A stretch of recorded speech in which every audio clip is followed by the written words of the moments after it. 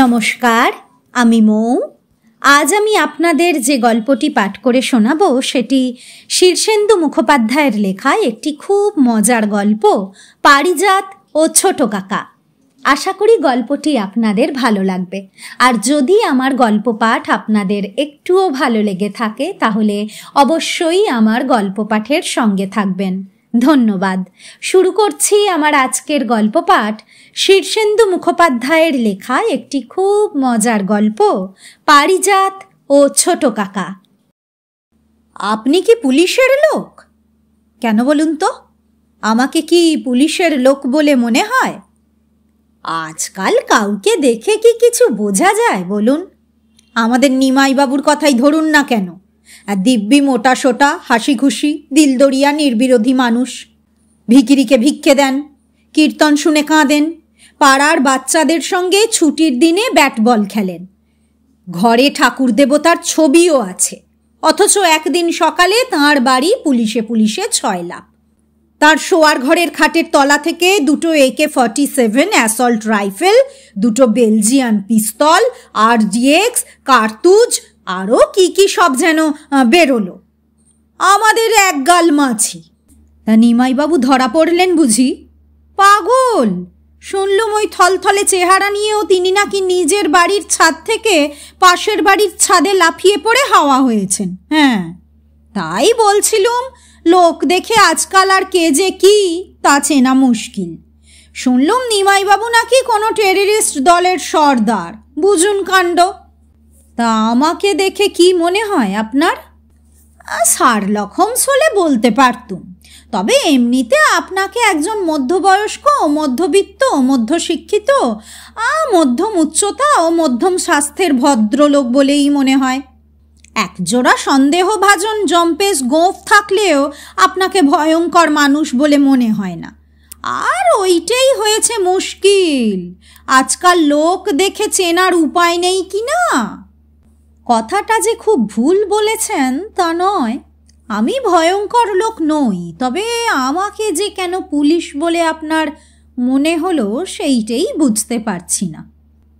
বলছি বলে কিছু মনে করবেন না, আজ ছুটির দিনটা বাড়িতে বসে কাটাবো না ঠিক করে সকালে রুটি তরকারি খেয়ে যখন বেরোলাম, তখন শরৎকালের আকাশ দেখে মনটা ভারী খুশি হয়ে উঠল।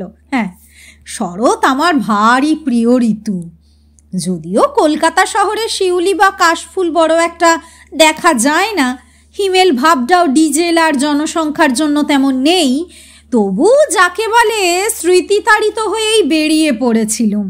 ভাবলুম আজ একটু প্রকৃতি চর্চা করে কাটাবো। আপনি কি একটু প্রকৃতি প্রেমিক? প্রকৃতি প্রেমিক কে নয় বলুন তো? হ্যাঁ, আমাদের পূর্বপুরুষেরা তো বনে জঙ্গলেই থাকতেন, ফলে এর একটা উত্তরাধিকার আমাদের রক্তেই আছে। ইট কাঠ পাথরের মধ্যে নিজেকে মানিয়ে নিই বটে, কিন্তু প্রকৃতি আমাদের সর্বদাই ডাকে। হ্যাঁ, অতি সত্য কথা। তাই আজ প্রকৃতির ডাকে বেরিয়ে পড়লেন বুঝি? হ্যাঁ, তবে কলকাতায় প্রকৃতির জনপ্রিয়তা এতই বেশি যে কোথাও গিয়ে শান্তি নেই। ময়দানে যান, গুচ্ছের লোক; লেকে যান, গুচ্ছের লোক। নিরিবিলিতে যে উড়ু উড়ু মন নিয়ে বসে থাকবেন তার জো নেই। তাই আজ ভাবলুম লোকাল ট্রেনে চেপে বারুইপুর কি লক্ষ্মীকান্তপুর কিংবা ক্যানিং কোথাও গিয়ে কয়েক ঘন্টা কাটিয়ে আসি। হ্যাঁ, তা গেলেন না কেন? আরে মশাই, সেই কথাই তো বলছি।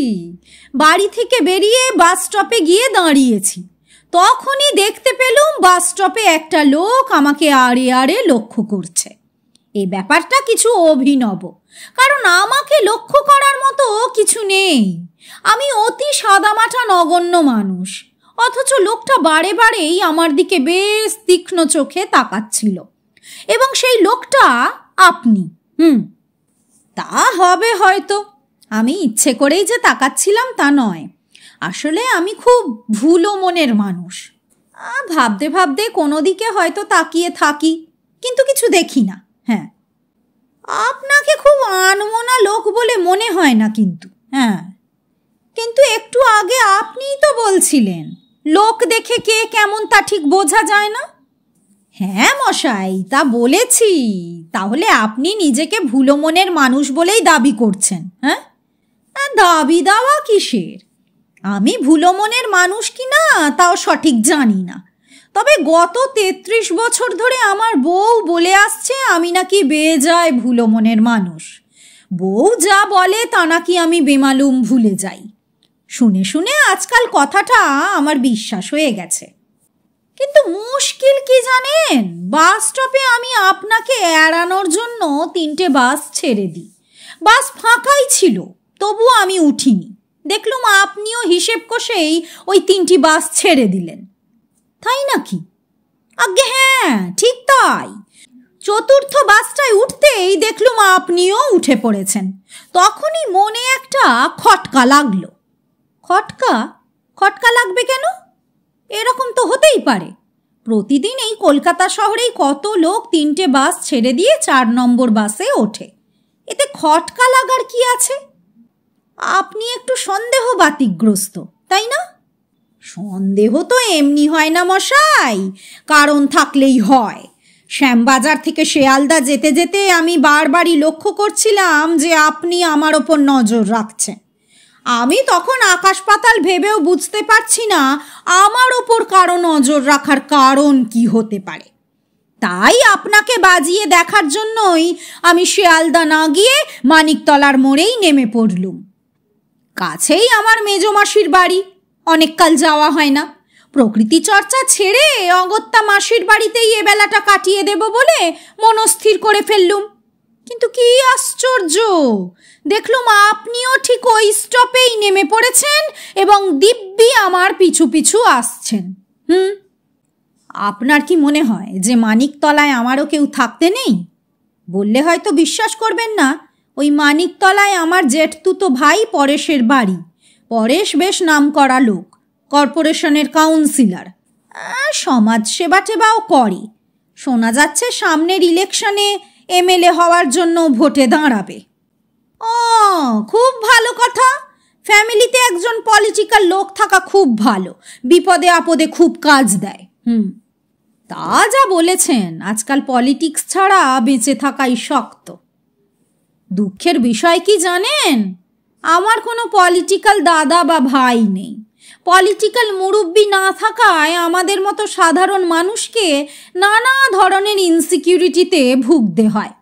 খুঁটির জোর না থাকার ফলে আমরা কোনো সাহসের কাজই করতে পারি না। খুবই ঠিক কথা।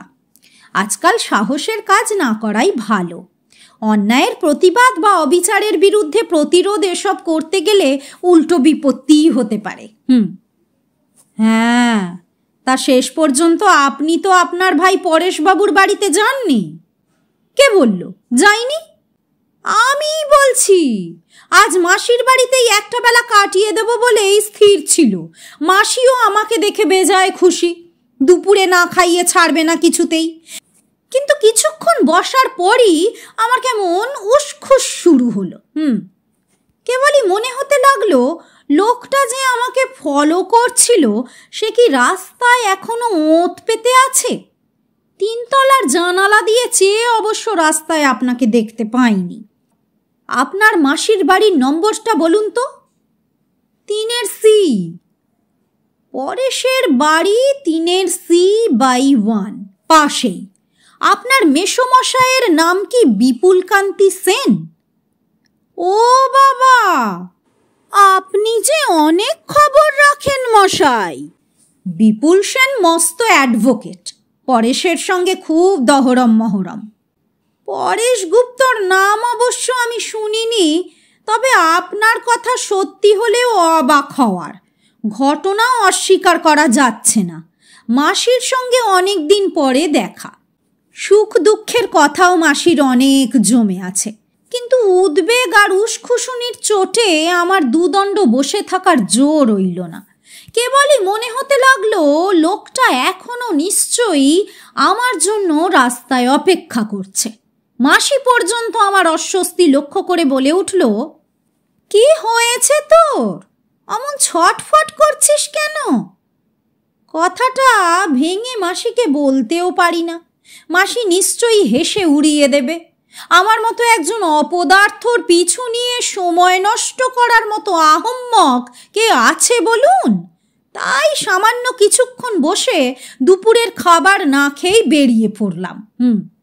দুপুরে না খাওয়াটা আপনার আহম্মকই হয়েছে। নিশ্চয়ই মাসি আজ ভালো মন্দ রেঁধেছিলেন। বিপুল সেনের অনেক টাকা, রোজই ভালো মন্দ খায় নিশ্চয়ই। তা কথাটা আপনি খারাপ বলেননি। মাসির রান্নার লোকটি খুবই উঁচু জাতের। হ্যাঁ, বামুন নাকি? আরে না না, সেই জাতের কথা বলিনি, বলছি হাই গ্রেড রাঁধুনি। চাইনিজ মোগলাই সব রাঁধতে জানে। আজ তো শুনলুম গুলাবি বিরিয়ানি আর রেশমি কাবাব রান্না হয়েছিল। তা বলে ভাববেন না ওরা এরকম রোজ রিচ খাবার খায়। আজ মাসির বেয়াই বাড়ি থেকে কারা যেন সব আসবে, সেই জন্যেই ওসব স্পেশাল রান্না।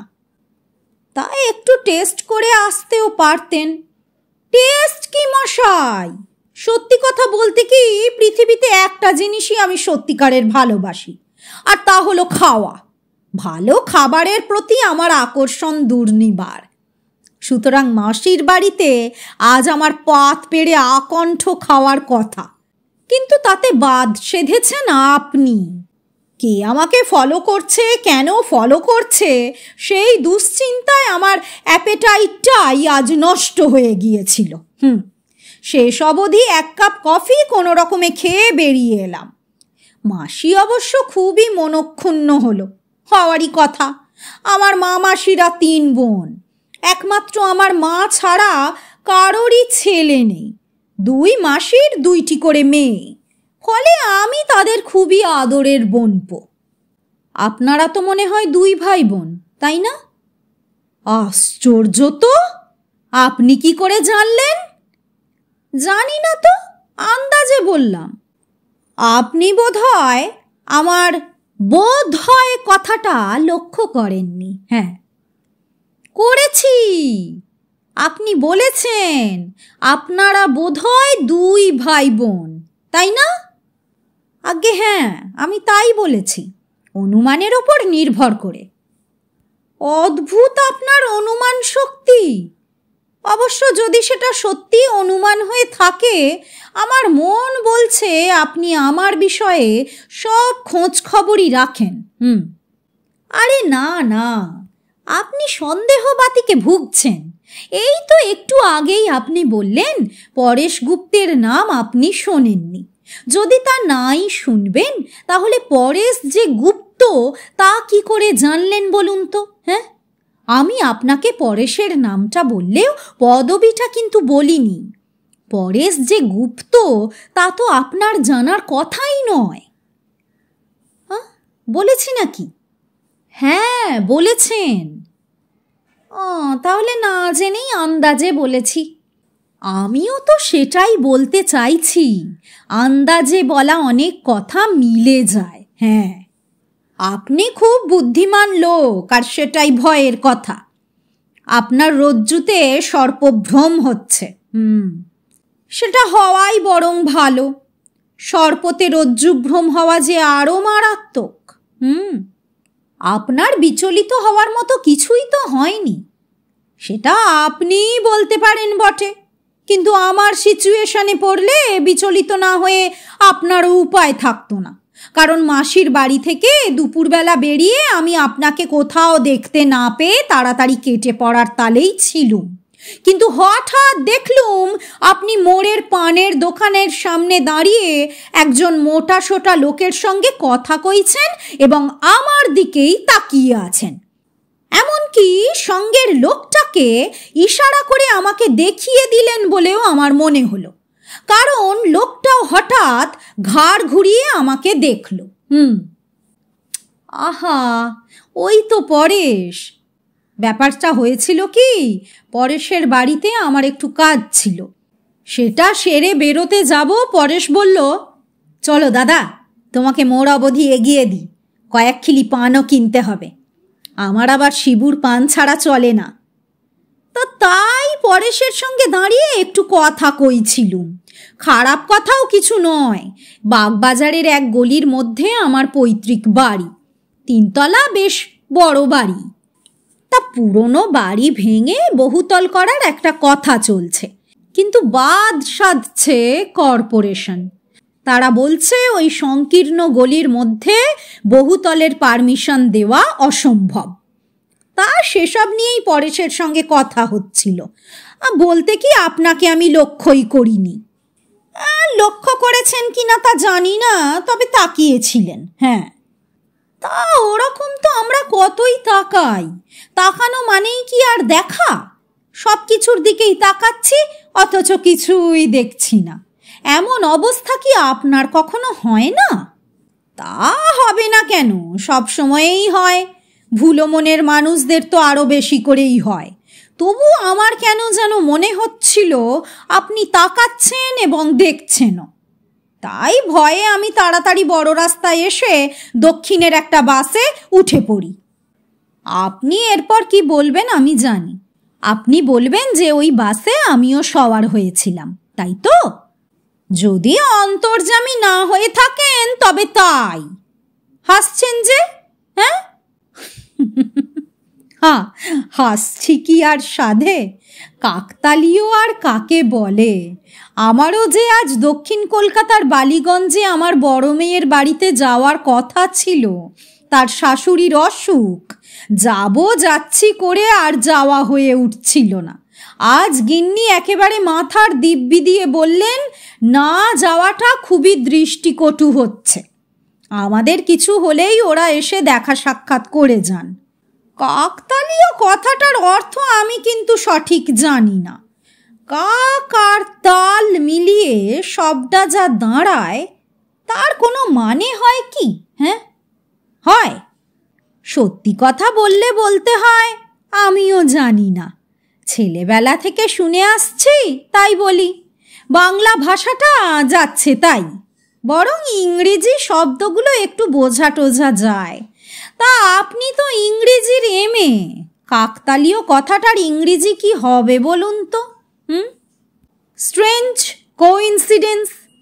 বাহ, এই তো বেশ বোঝা গেল। Strange coincidence. না মশাই, বোঝা গেল না, বরং আরো ঘোরালো হলো।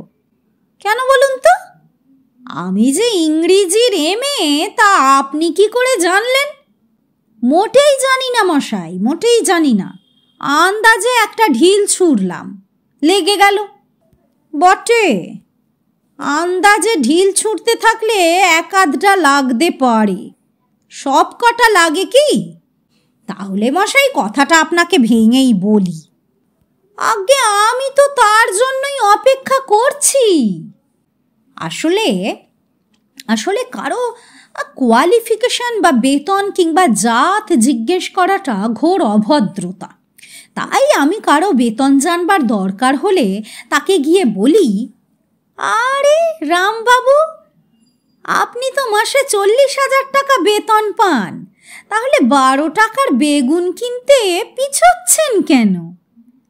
তখন রামবাবু বলে উঠলেন, কে বলল 40? আমার বেতন মোটে 22,700 টাকা। কিংবা কারো জাত জানবার দরকার হলে তাকে গিয়ে বললাম, ও আপনারা বামুনরাই দেশটার সর্বনাশ করলেন মশাই।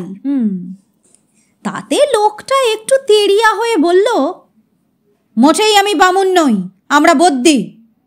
তেমনি ধরুন কারো কোয়ালিফিকেশন জানার দরকার হলেই আমি তাকে বলি, আরে আপনি তো ইংরেজির এমএ, বলুন দেখি এই শব্দটার ইংরেজি কি হবে? খুবই প্রাচীন এবং বহু ব্যবহৃত কৌশল, কাজও ভালো দেয়। আচ্ছা, আপনি কি একটা দীর্ঘশ্বাস ফেললেন? হ্যাঁ, ফেলিনি, আপনা থেকেই বেরিয়ে গেল। দীর্ঘশ্বাস ফেলার মতো কিছু ঘটছে কি? ঘটেছে। কি বলুন তো?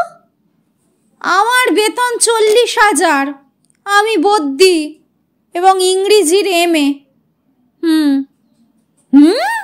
বলেন কি মশাই? আজ তো দেখছি আমার লটারি মারার দিন ছিল। হ্যাঁ, কেন যে একটা রয়্যাল ভুটানের টিকিট কেটে রাখিনি। আপনার মতো বুদ্ধিমান লোকেরা লটারির টিকিট কেটে পয়সা রোজগার করার স্বপ্ন দেখে না। লটারির টিকিট কাটে বোকারা, হ্যাঁ বোকারা। আপনার মতো লোকেরা বুদ্ধি খাটিয়ে লটারির চেয়ে অনেক বেশি টাকা কামাতে পারে। কেন যে আমাকে লজ্জায় ফেলছেন জানি না। কয়েকটা কাকতালীয় ব্যাপার থেকে এতটা ধরে নেওয়া কি ঠিক বলুন? ঠিক? তা কাকতালীয় ব্যাপারগুলো আজ এমন হিসেব করে ঘটছিল যে ঘটনাগুলোকে নিতান্তই বেহায়া এবং বেশরম বলতে হয়। বাসটা যখন ল্যান্সডাউন দিয়ে যাচ্ছে তখন আমি দুশ্চিন্তায় রীতিমতো ঘামছি। আপনার হাত এড়ানোর জন্য আমি অগত্যা আচমকাই একটা স্টপে নেমে পড়লাম। হ্যাঁ, বুঝেছি, ওই ন্যাপার দোকানের সামনে তো। দেখুন যোগাযোগ আর কাকে বলে। মেয়ের শ্বশুর বাড়িতে যাচ্ছি অথচ খালি হাতে। গিন্নি পই পই করে বলে দিয়েছিল, ওগো বেয়াই বাড়িতে খালি হাতে যেও না, কিন্তু ভালো দোকান থেকে 100 টাকার ভালো মিষ্টি নিয়ে যেও। কথাটা একদম খেয়াল ছিল না। মনে পড়তেই ওই ন্যাপার দোকানের স্টপে নেমে পড়লাম। হ্যাঁ, সেখানে একটা বড় মিষ্টির দোকান আছে বটে। হ্যাঁ, থাকতেই হবে, নইলে নামবো কেন? কিন্তু মশাই, আর নেমে আপনি তো দাঁড়িয়ে দোকানের সাইনবোর্ড পড়তে লাগলেন, মিষ্টি তো কিনলেন না। বলিনি বুঝি আপনাকে?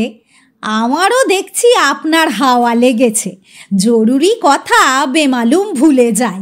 আসলে সমস্যা হলো, আমার বেয়াই মশাই হলেন ব্লাড সুগারের রুগী, আর 400-র নিচে সুগার মোটে নামেই না। কিন্তু মিষ্টি খাওয়ার এমনই লোভ যে ঠাকুরের বাতাসা অবধি চুরি করে তিনি খান। তাই সে বাড়িতে মিষ্টি নিয়ে যাওয়া কঠোরভাবে নিষিদ্ধ। বাস থেকে নেমেই কথাটা মনে পড়ে গেল বলে আমি আর মিষ্টি কিনিনি। ব্লাড সুগার খুবই খারাপ জিনিস। আমার বাবারও সম্প্রতি ধরা পড়েছে এবং তাঁরও খুব মিষ্টি খাওয়ার ঝোঁক। তাহলেই বুঝুন, এক বর্ণ মিথ্যে বলিনি।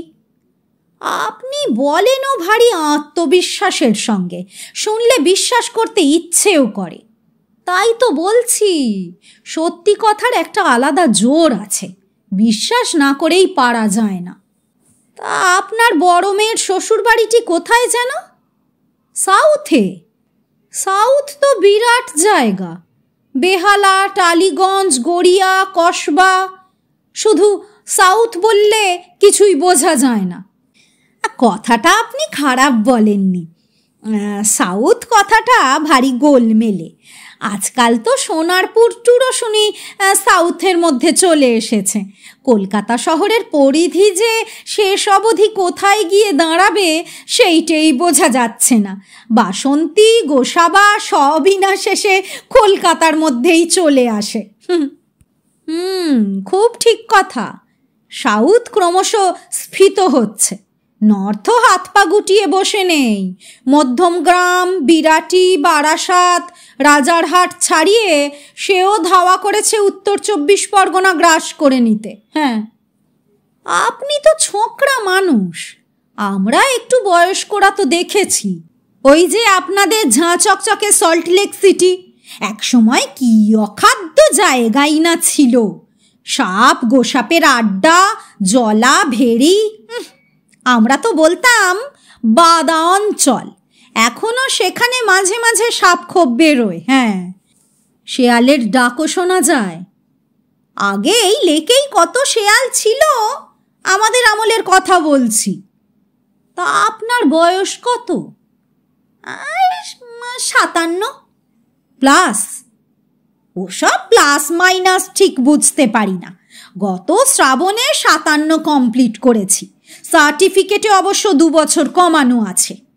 আপনাদের আমলে বয়স কমানোর একটা ব্যাড হ্যাবিট ছিল, তাই না? হ্যাঁ, তা ছিল। ছেলে যাতে বেশি দিন চাকরি করতে পারে, মেয়ে যাতে বুড়ি হলেও ছুরি থাকে, তার জন্যই বয়স কমানো। ব্যাপারটা কিন্তু মিথ্যাচার। তা তো বটেই। তবু আপনারা যারা বয়স্ক তারা নিজেদের আমলের পঞ্চমুখে প্রশংসা করেন। হ্যাঁ, ও হলো নস্টালজিয়া। আপনিও বয়স হলে এই আমলের প্রশংসা করবেন।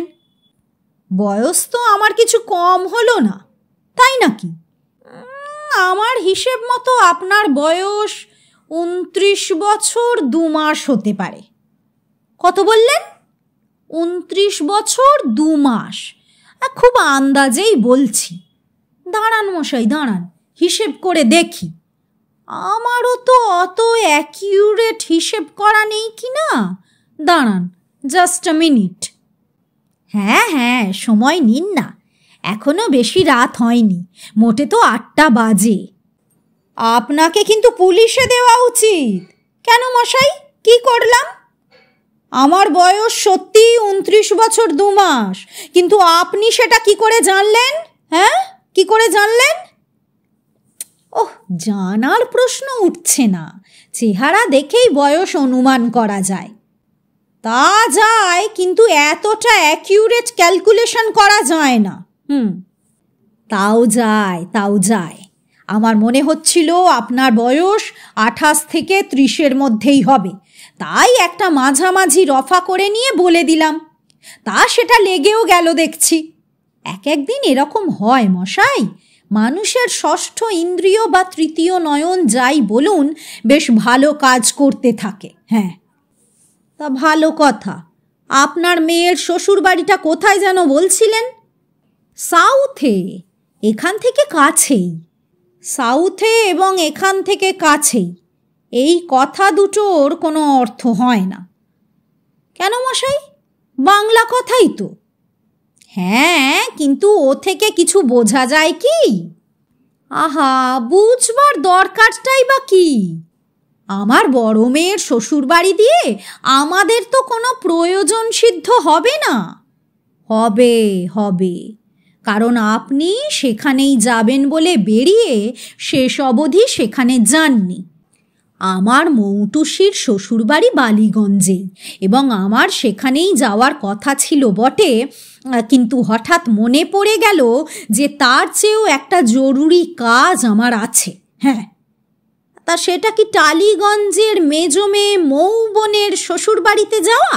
হ্যাঁ, আশ্চর্য, অতি আশ্চর্য।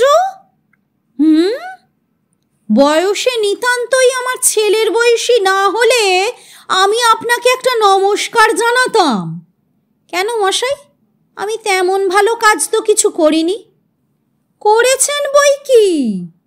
আমার মেজো মেয়ের নাম যে মৌবন, সেটা আপনার জানার কথাই নয়। এমনকি আরও আশ্চর্যের ব্যাপার হলো, তার শ্বশুর বাড়ি যে টালিগঞ্জে, সেটাই বা আপনি জানলেন কি করে? হ্যাঁ, জানি না মশাই, আমি কিছুই জানি না। আপনি কি কি অজুহাত দিতে পারেন তা আন্দাজ করতে গিয়ে যা মুখে এসেছে বলে দিয়েছি। ষষ্ঠ ইন্দ্রিয় বা তৃতীয় নয়ন কিছুই আমার নেই, কিংবা একটু বেশি মাত্রাতেই আছে।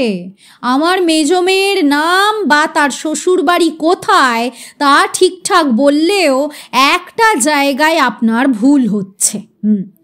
আমি কিন্তু বড় মেয়ের বদলে মেজো মেয়ের বাড়িতে যাচ্ছিলাম না। আসলে হঠাৎ মনে পড়ে গেল, মহেন্দ্র সিং নামে একটা লোকের কাছে আমি 6000 টাকা পাই। লোকটা অনেক দিন ধরে লেজে খেলাচ্ছে। গতকালই তাকে তার মোবাইল ফোনে ধরে কিছু হুমকি দেওয়াতে সে টাকাটা আজই দিয়ে দেবে বলে কথা দিয়েছে। অধমর্ণদের তো জানেন, যতক্ষণ পারে টাকাটা আটকে রেখে সুদে খাটিয়ে দেয়। তা কথাটা মনে পড়তেই আমি গন্তব্য বদল করে মহেন্দ্র সিংয়ের কাছেই যাচ্ছিলাম। কিন্তু যাননি। হ্যাঁ, কেন যাইনি তারও গভীর কারণ আছে। মহেন্দ্র সিং ল্যান্সডাউনের একটা গলিতে থাকে।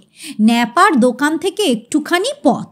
যাব বলে পা বাড়িয়েই হঠাৎ দেখি মহেন্দ্র, পাশে তার বউ। তা আপনি কি চেঁচিয়ে মহেন্দ্র সিংকে ডেকেছিলেন? আহম্মক হলে ডাকতাম। মহেন্দ্র সিংয়ের গাড়ি এয়ার কন্ডিশন, জানলার কাঁচ আঁট করে বন্ধ ছিল। তারপর আর কি, তারপর অগত্যা কিছুক্ষণ হাঁটা। হ্যাঁ, আমার পিছু পিছু। শুধু আপনি কেন, আমার সামনে আরো অনেক লোক হাঁটছিল। আমার খুব জানতে ইচ্ছে করছে, এত জরুরি কাজ ফেলে অবশেষে আপনি এই লেকের ধারে এসে বসে আছেন কেন? আপনি কি জানেন আপনার জন্য আজ দুপুরে আমার খাওয়া হয়নি? হ্যাঁ, তা আপনি কি আমাকে আজ দুপুরে খেতে দেখেছেন? না, তা দেখিনি। আমারও আজ দুপুরে খাওয়া হয়নি। কাছেই সার্দান এভিনিউয়ে একটা ভালো চীনের রেস্তোরাঁ আছে, তা যাবেন নাকি? এটা কি আরও একটা ষড়যন্ত্র? খিদের মধ্যে ষড়যন্ত্রের কি আছে বলুন? আপনি আমার ওপর একটু ক্ষুব্ধ আছেন, তাই আমার খুব ইচ্ছে করছে আপনাকে কিছু খাওয়াই। চাইনিজ তো আপনি ভালোই বাসেন। না মশাই, আমার অ্যাপেটাইট নেই, ধন্যবাদ। প্রেমে পড়লে দুরকম হতে পারে, কারো খুব খিদে হয়, আবার কারো একদম খিদে থাকে না, দুটোই এক্সট্রিম। কিন্তু আমি প্রেমে পড়িনি তো। দেশবন্ধু পার্কে রোজ সকালে যে স্বপ্নের মতো একটা মেয়ে ঘুরে বেড়ায়, তার দিকে কি আপনি খুব হতাশ চোখে চেয়ে থাকেন না? হ্যাঁ, আহা, লজ্জা পাওয়ার কি আছে বলুন তো? আপনি তো আমার প্রিয় বন্ধুদের বলেইছেন যে ওই স্বপ্নের মতো মেয়েটি এতটাই স্বপ্নের মতো যে আপনি আজ অবধি তার সঙ্গে ভরসা করে কথাটাও বলে উঠতে পারেননি। আর যতই তাকে দেখছেন ততই মেয়েটিকে আরো অধরা মনে হচ্ছে। আপনার নাকি ধারণা হয়েছে মেয়েটি রিয়েল নয়। হ্যাঁ,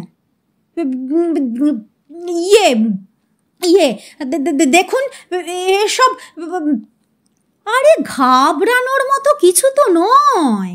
এরকম তো হতেই পারে, প্রেমে পড়লে অনেক সময় আত্মবিশ্বাস কমে যেতে থাকে।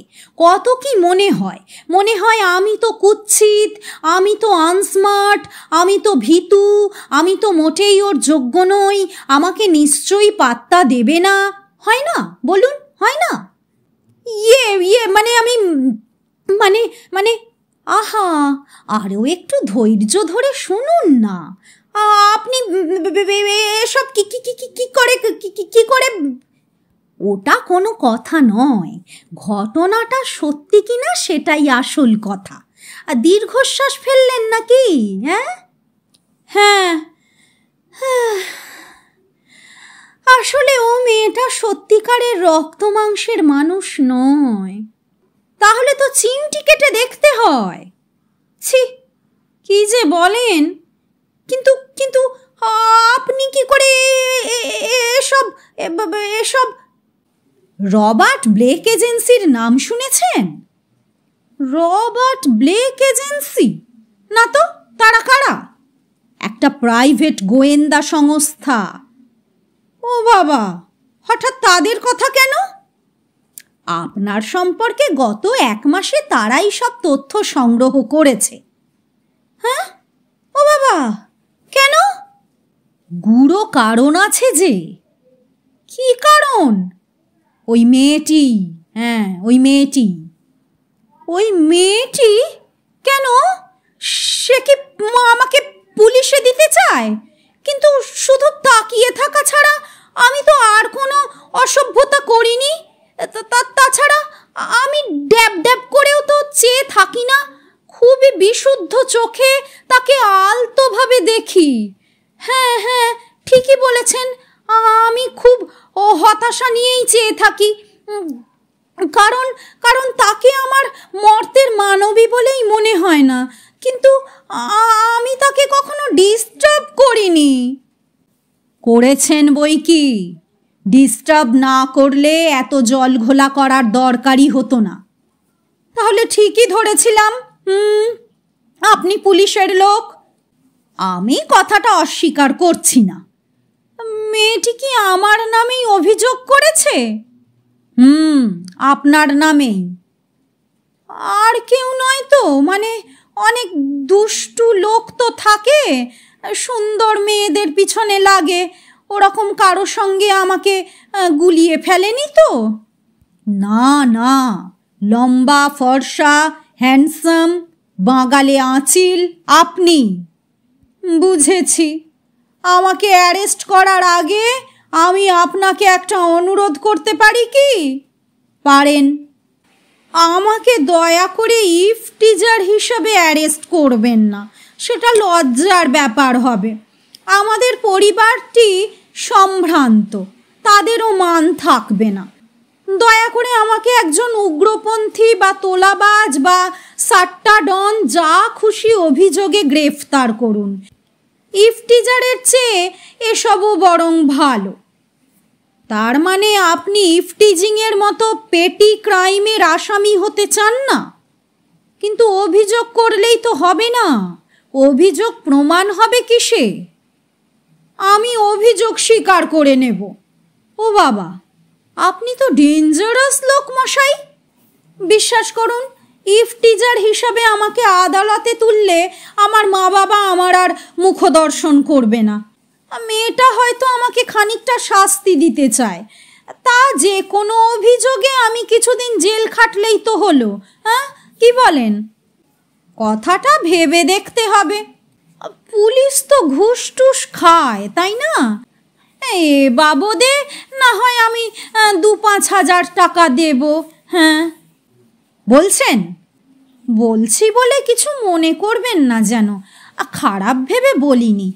চাইনিজ খেতে চাইছিলেন, চলুন আজ আপনাকে আমি না হয় খাওয়াচ্ছি। হ্যাঁ, সেটা কি খুবই খারাপ দেখাবে না? আমি বয়সে বড়, সম্পর্কেও বড়। বয়সে বড় মানছি, কিন্তু সম্পর্কেও বড়টা বুঝতে পারলাম না। তা সে না হয় নাই বুঝলাম, চলুন যাওয়া যাক। আরে মশাই, ব্যস্ত হচ্ছেন কেন? কথাটা আগে খোলসা হোক। বেশ, খোলসা হোক। আপনি কত চান? সেটা পরে ঠিক করা যাবে। তার আগে আজকের চাইনিজ ডিনারের দামটা কার দেওয়া উচিত সেটা পরিষ্কার হওয়া দরকার। আমি দেব? সেটা যে হয় না। কেন হয় না? তাহলে একটু ব্যাকগ্রাউন্ডটা যে আপনার জানা দরকার। ওর আর ব্যাকগ্রাউন্ড কি আছে মশাই? আছে।